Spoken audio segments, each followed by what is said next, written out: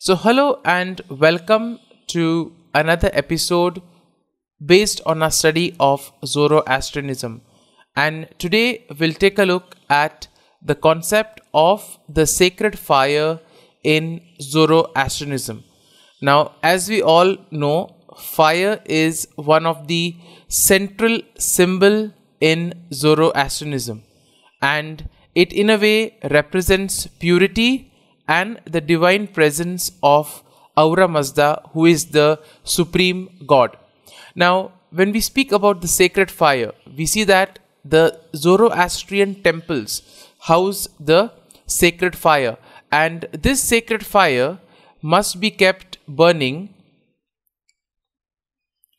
at all times.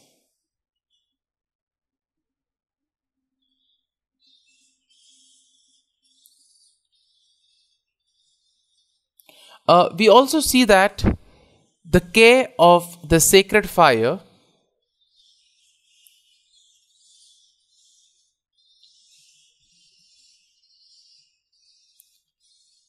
is a sacred duty.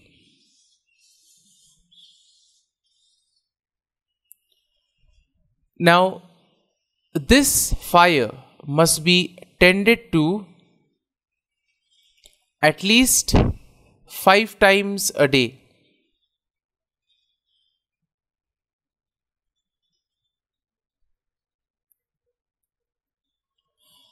And this is done with offerings of either wood or you have other fuels. Now, generally we see that sandalwood is used for the sacred fire. Now, if sandalwood is not available, then you also have other wood being used, but generally they would select wood that has some sort of fragrance. Now, let's take a look at some of the ceremonies that are related to the sacred fire. First, we'll take a look at the founding of a new fire or establishing the sacred fire, which we see is quite a lengthy process, and we see that sometimes this can take up to a year.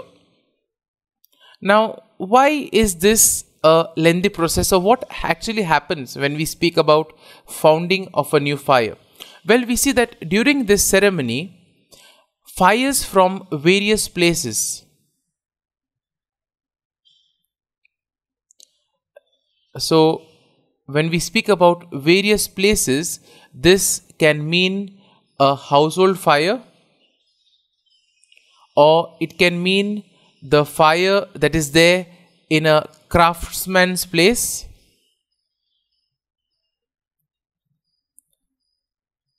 or a fire that is struck from lightning.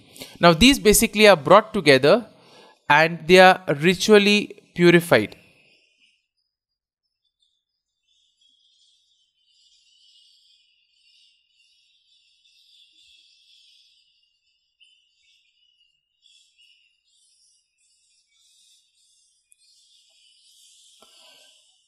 And after these are ritually purified, they are then united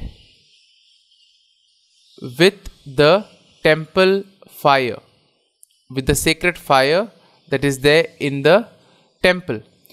Now, this process in a way will involve precise rituals and invocations. And these rituals and invocations are in a way important to ensure that the new fire is in a way imbued with divine purity and power.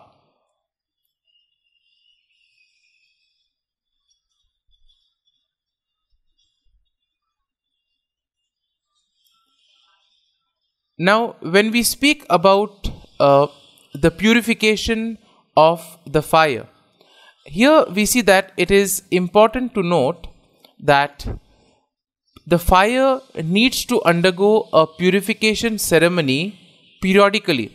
And why is this done? In order to ensure its continued sanctity.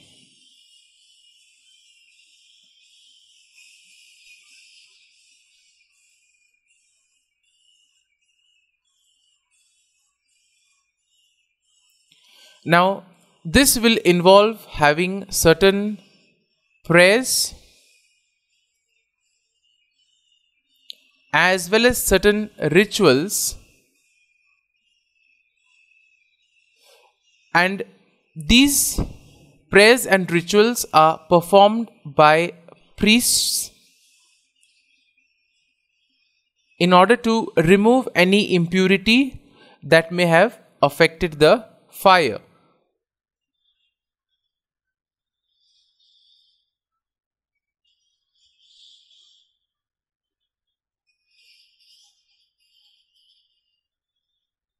So over the course of time, there could be some impurities that have affected the fire. So to remove this, we see that the priests perform these prayers and rituals to purify the fire from these impurities. Next, you have the regeneration of the fire. Now, we see that this process of regeneration is similar to the purification.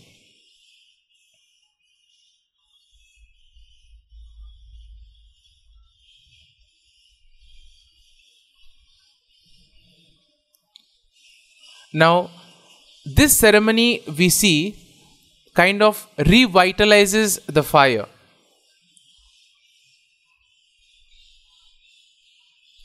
And this in a way ensures that its spiritual strength and power to protect the community is there. So in a way it kind of strengthens its spiritual power as well as the strength to protect the community from all evil or chaos.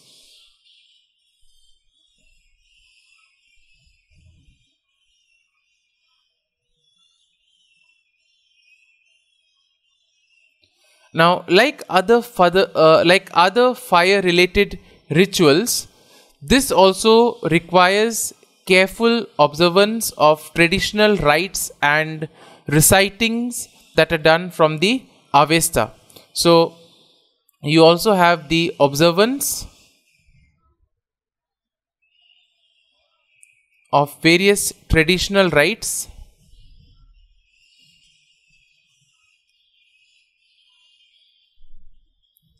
and recitations from the Avesta. Now we come to the daily prayers of Zoroastrians. Now we see that Zoroastrians are in a way required to pray 5 times a day. Now this also is in a way with regard to a practice which aligns with the 5 times in which the sacred fire is tended to. So just as the sacred fire is tended 5 times a day, therefore Zoroastrians are also expected to pray 5 times a day. Now these prayers we see are recited in the presence of the fire at home, or it is recited while facing a source of light. So generally if you're in the temple, it is with regard in the presence of the sacred fire, or if you're at home, you have to make sure that you're facing any source of light. Why? Because we see that light symbolizes Ahura Mazda.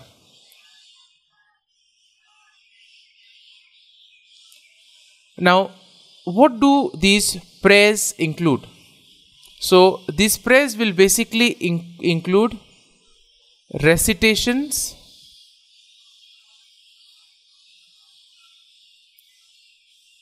from the Avesta, especially from the yasana, and these prayers are in a way done to reinforce the connection between the community, individual, and the divine.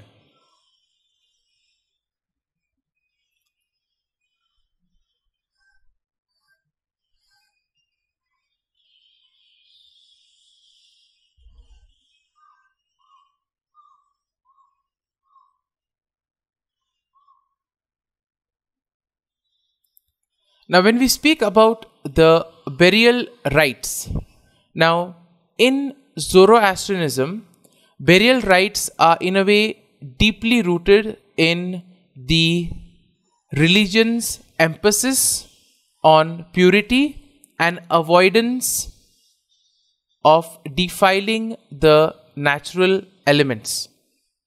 Now, we see that the process of handling the dead reflects the belief that the corpse is ritually impure, and therefore it must be disposed of in such a way that prevents the pollution of sacred elements like earth, fire, and water. And therefore we see that the burial rites are both symbolic as well as practical.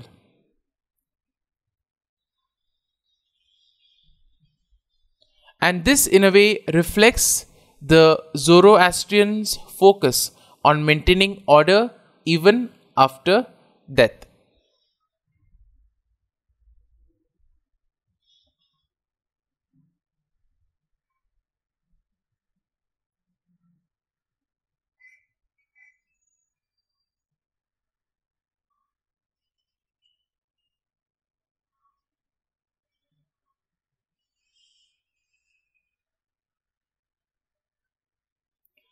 Now, let's take a look at some of the rituals that are done before removal of the corpse. So, immediately after death, we see that specific rituals are to be performed to ensure that the deceased soul is protected and guided properly. At the same time, you also have to prevent any spiritual or physical contamination. So, first among these rituals is something called as Sagdid or the dog rite. So, this is one of the first rituals that is performed after the death. Now, what does this ritual involve? So, this basically involves bringing a dog to, in a way, gaze at the corpse. So, to gaze upon the corpse or the dead body. Now, we see that ideally this dog should be a four-eyed dog.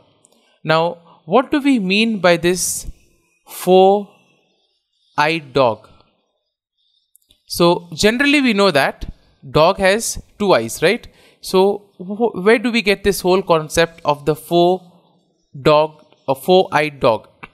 So, the answer to that is you should find a dog which has two eyes and then spots above each eye. So, if you take a look at this particular dog here in the diagram, so you have eye 1, eye 2 over here, and then you have these two spots which are there right above the eye, and therefore it is said that there is a belief that the dog's gaze can in a way ward off evil spirits. So the dog's gaze has the power to ward off evil spirits,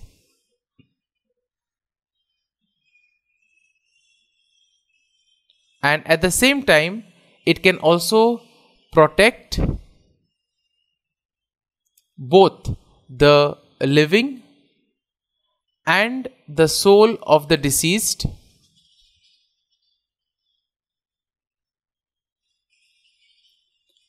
from the forces of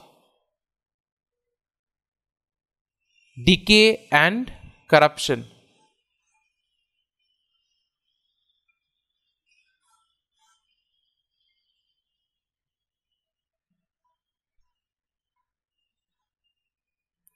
Now we see that this rite is repeated 5 times a day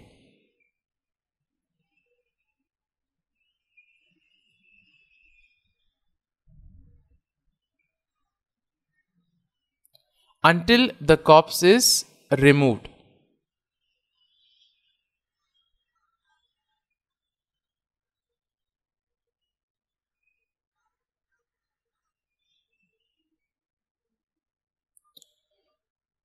Now the next ritual that we have is the lighting of the sacred fire. So we see that after the first Sagdid ritual, a fire is lit in the room where the body lies. So in the room where the body is kept, a fire is lit. Now, as we all know, the fire is a symbol of purity and the divine presence of Ahura Mazda. Now, the fire is kept burning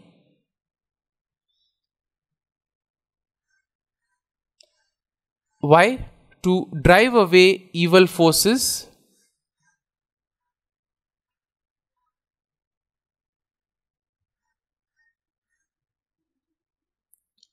and also to protect the sanctity of the place.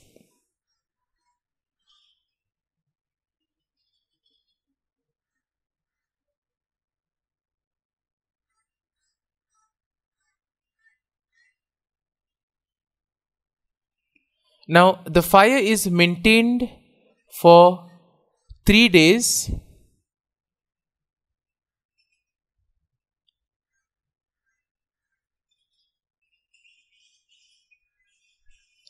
after the removal of the corpse to make sure that the area remains spiritually pure.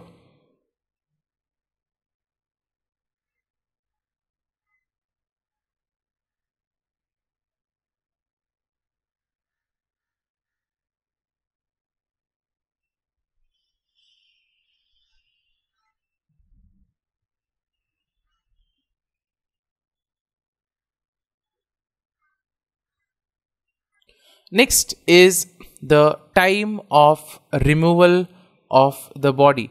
So when can the body be removed? So we see that the body must be removed from home during daytime.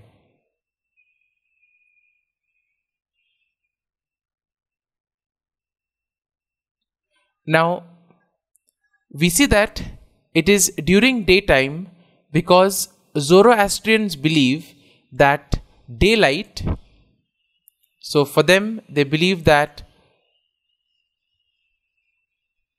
daylight helps to bring greater spiritual protection and purity.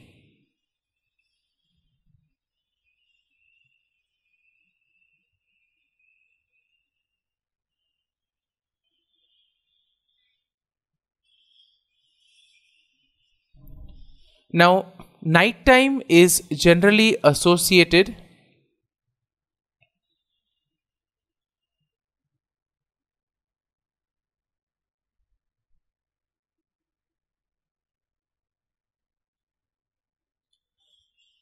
with presence of evil forces, and hence we see removal of the body during the night time is avoided to protect both the living as well as the soul of the deceased. Now next we take a look at the Tower of Silence, also called as the Dakma. Now this Tower of Silence is the disposal place of the body. So we see that the disposal of the body takes place in the Tower of Silence. Now as we see, it is a circular open structure. So you have here a circular open structure, and this is done to prevent the contamination of earth as well as other elements. Now when we take a look at the method of burial, we see that this method of burial is quite unique to Zoroastrianism, and in a way it reflects its focus on environmental purity. So now let's take a look at the structure of the Tower of Silence. So as you can see here in the picture, you have this kind of a circular open place, and this is the Bombay Tower of Silence, and you can see in this picture how the people are actually getting the corpse.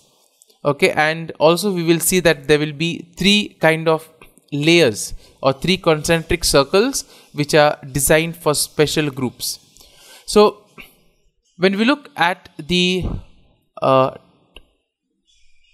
Tower of Silence, first and foremost we have to see that it is a kind of a circular open space. So first and foremost we see the interior of the Tower of Silence is in a way built with three concentric circles.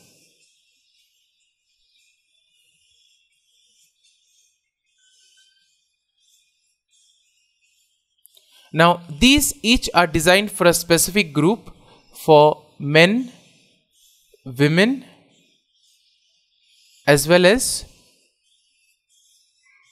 children, and therefore this structured layout maintains order even in death.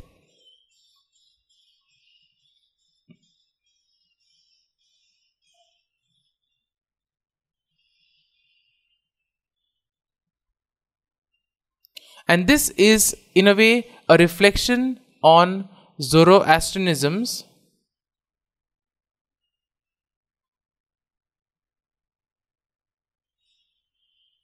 emphasis on cosmic order.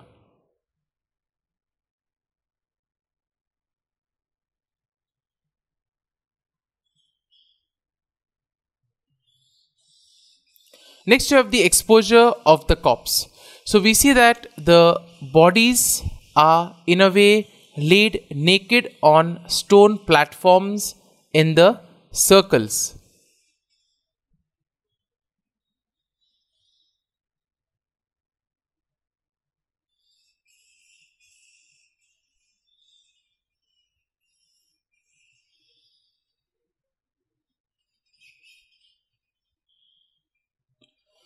Now the purpose of exposing the body is to allow the vultures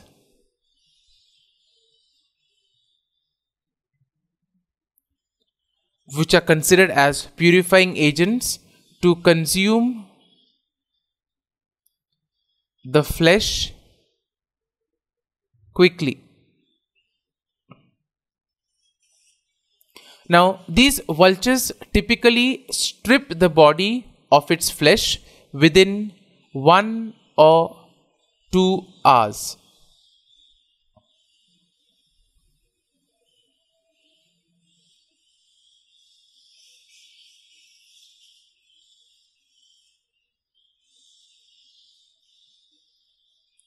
And the use of the vultures is seen in a way to prevent decay of the body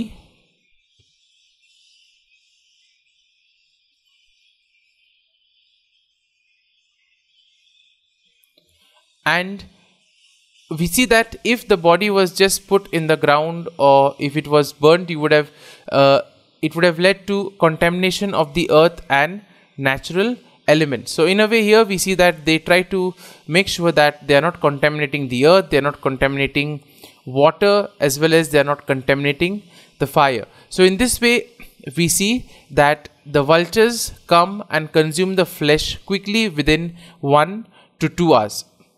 Next, we see that once the vultures have stripped the body, the sun dries the bones.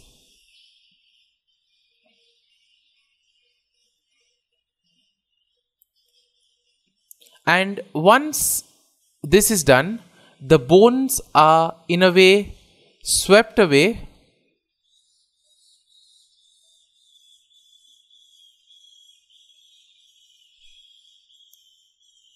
in a central well of the tar.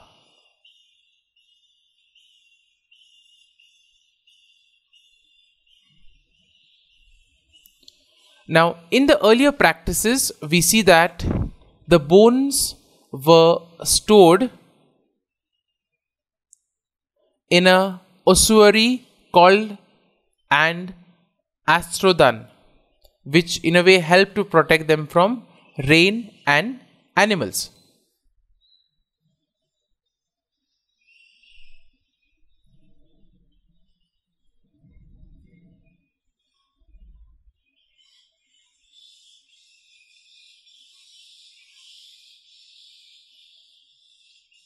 To protect them from rain and as well as other animals.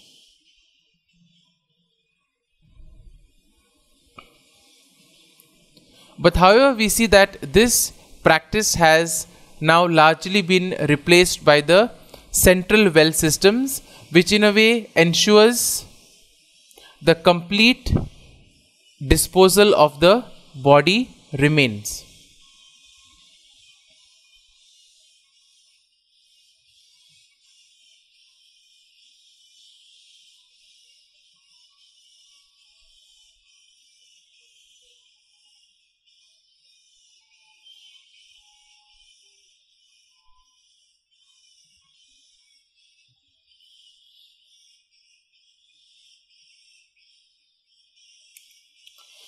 Now, the fourth day is very significant because the fourth day after death is considered to be the day when the soul is believed to leave the physical world and make its way to the spiritual realm, where it will be judged based on its earthly deeds.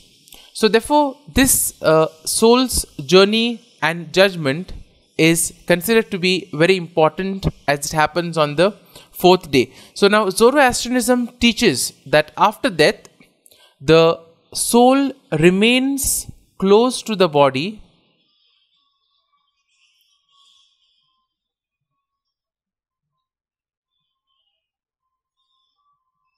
for 3 days. Now, during which these 3 days, it is protected by the rituals that are performed by the living. So, as the soul is close to the body, it is protected by the rituals which those who are surrounding the body, they do those rituals. Now, on the morning of the fourth day, we see that the soul begins its journey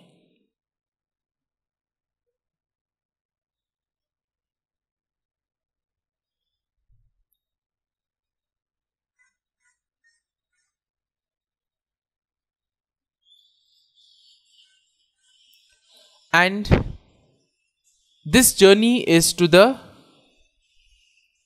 next world. And here we see that it must cross the Chinvat Bridge.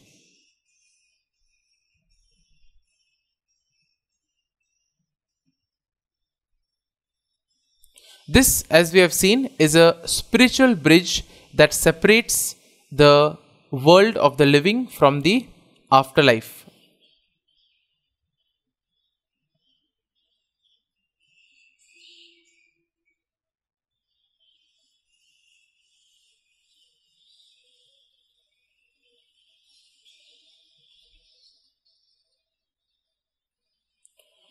Next is the encounter with the deities. Now, as we see, as the soul in a way crosses to the next world, it appears before the deities. Now, which are the deities, you may ask? So, these are the deities like Mitra,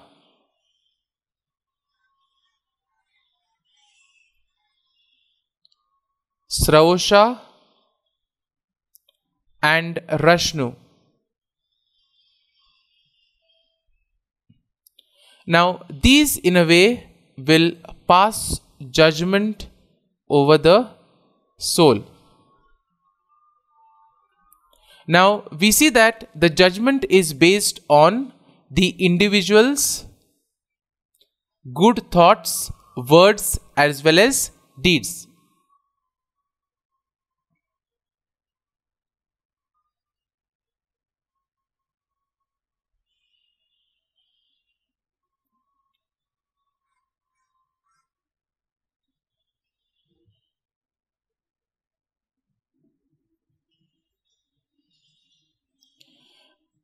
So, if a person has done good deeds, if the person has had good thoughts and good words, we see during their lifetime, it will benefit the person, especially during this process of judgment.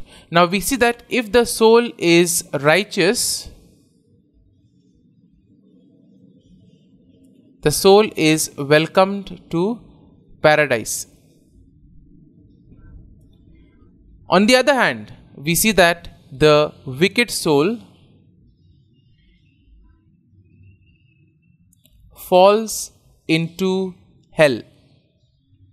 Now, as we have already seen, there is also an alternative place